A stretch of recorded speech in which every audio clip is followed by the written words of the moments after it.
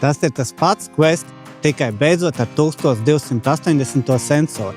Ja tu saproti, ko tas nozīmē, tu jau smaidi.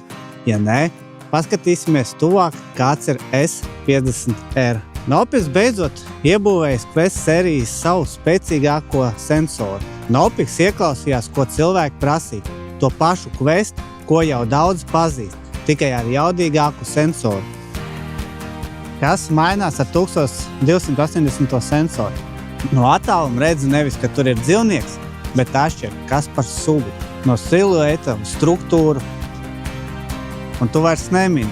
1280 dod ne tikai vairāk detaļas, tas dod arī pārliecību. Redzi plašāk, pietuvinot, nezaudē tik ļoti attēlu kvalitāti, kā zemākas klases sensori. Tas pats Quest vai tomēr nē?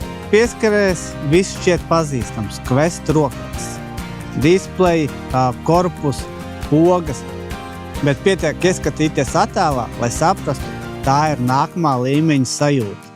Ko tas ļauj darīt labāk? Identificēt, tālāk redzēt, pat pie 4 reizes pālumēņa attēls vēl joprojām turas.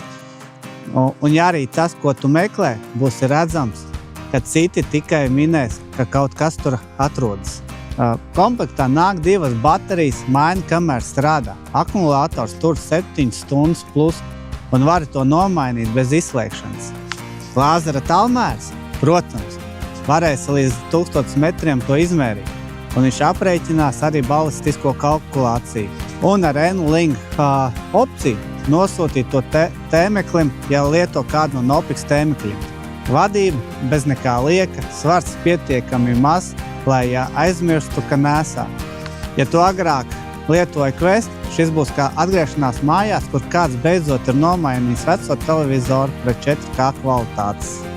Ja tu nekad neesi lietojis termālo binokli, tev būs grūti pēc tam atgriezties pie neredzu. Kas tur ir? S50R nav revolūcija, tā ir evolūcija, kas beidzot notika.